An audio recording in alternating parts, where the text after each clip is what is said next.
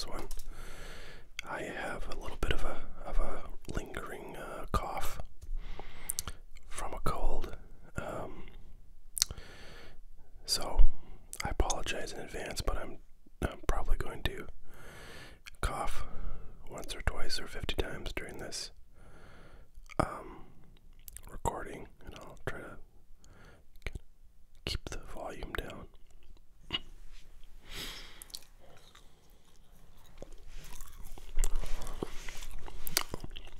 That being said,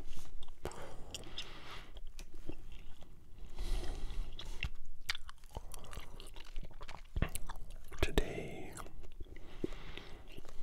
we are going to open a favorite of mine. These are some wax packs of 1991 Topps Baseball, and I feel like I actually might have opened some of these before, but I can't remember how long ago it was or when, but that's alright. It's probably okay if we double up because, you know, we'll get different players and there'll be different things to talk about. So, this set I love because I feel like Topps went above and beyond on this one. The photographs are pretty good compared to prior years. A lot of kind of interesting poses and some sort of setup scenes that I think look really good. This is also the last year that Topps offered cards wrapped in wax paper, so I think that's important. This is also 1991 was like the I think 50th anniversary of Topps's first, I guess 40th anniversary of Topps's first cards that they made in 1951. So you know, it's kind of an anniversary set. Excuse me, which is cool.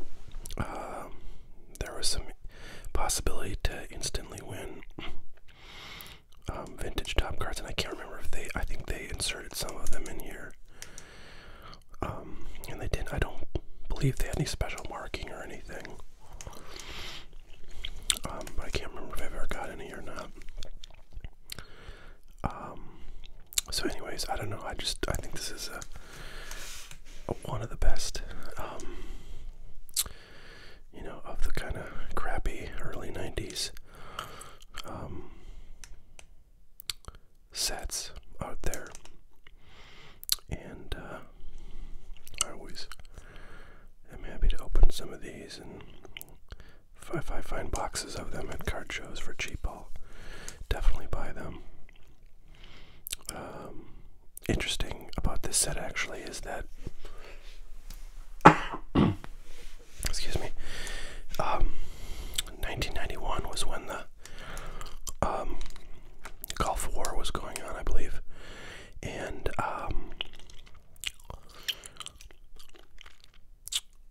Topps made a special version of these cards to send to troops in the Middle East. And they stamped each card in this sort of group with a special gold logo that was, I think, maybe a Desert Storm logo or something. And anyways, they put those cards in just regular packages, and I think they were in regular boxes too. Wax pack boxes, and they just sent them out to the troops, and as you might imagine, they're relatively rare. I'm not sure how many actually made it back with any of the soldiers, but you know, a few of the excuse me, of the cards do you know, exist in the marketplace. They're relatively rare and pretty expensive. You know, stars go for depending on condition. You know, $20, $30, $40 in mint condition, and more if they're gonna be, say, 10. So sorry again. I'll have to remember this next time I have a cold, but I'm just trying to keep these videos going, and hopefully this isn't too big of a distraction.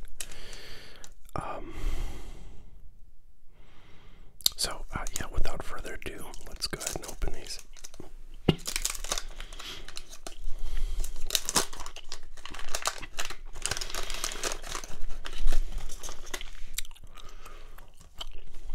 Alright, there's a cool card right there.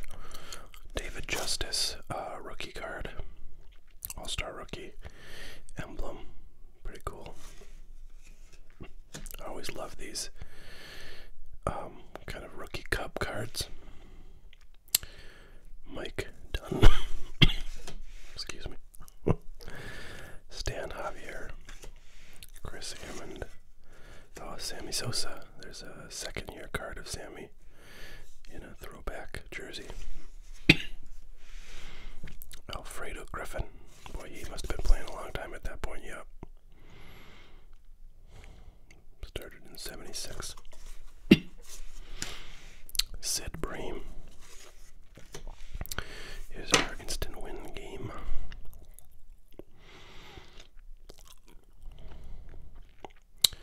If you have an X number next to the tops. Interesting. So there's a C there instead of an X. Did not win. Terry Kennedy, future manager.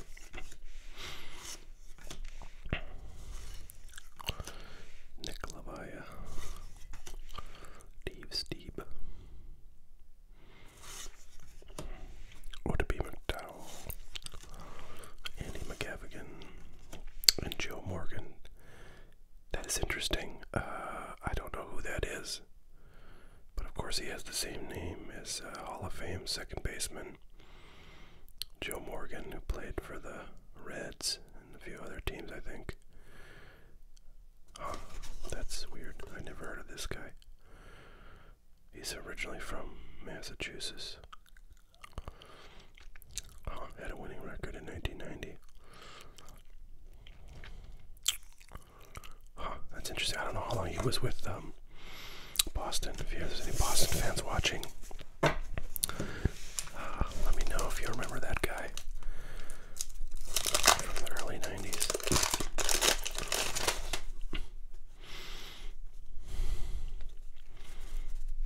Alright, here's a draft pick card of a Yankee who never really amounted to much. Carl Everett, I believe he did make it to the majors, but I don't think he ever really made much of a career, if any. Brett Butler. Yes, Chris Sabo. Reds prospect back in the day. Eric Plunk. There's a cool card. Hall of Famer Frank Thomas, second year card. He had a rookie in 1990.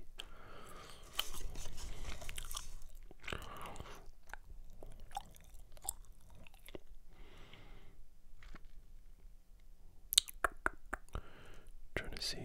So I think his 1990 Topps card was a draft pick card because he was drafted in 89 and just basically rocketed through to start. That must be like single A, double A, triple A, and then right into the majors in 1990 and hit at a 330 clip, no less. So pretty impressive. Went on to become a Hall of Famer. Unfortunately, did not win a World Series because the White Sox were pretty crappy. Even though he ended up playing with some other teams, Kirk Wilson, Joe Orsolak, Jim Abbott, the one-handed pitcher, left-handed pitcher, played for the Yankees a bunch of years. That was after this. Mike Fitzgerald, Willie Randolph, another Yankee great. Darryl Strawberry, of course, great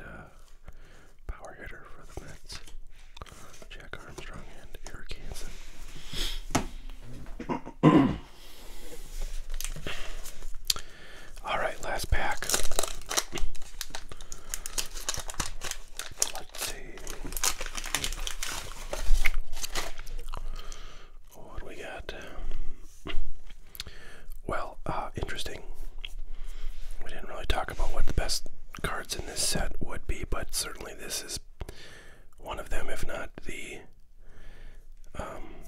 card to have. A Chipper Jones, future Hall of Famer.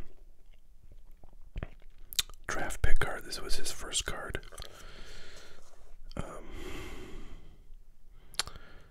Because of course he was, it's a draft pick card, so that back in the day was about as early as you got for a player. So that's pretty cool, actually. I'll set that one aside.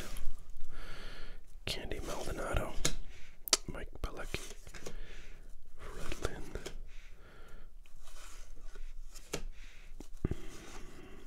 future star Greg Colbrun.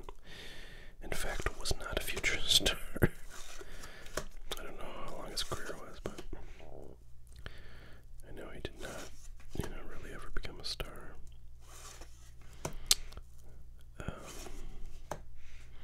John Smoltz, Hall of Famer. Great pitcher for the Braves all through the 90s. So that's a cool card. Nick Gasaski, Todd Burns, and Giants power hitter Kevin Mitchell.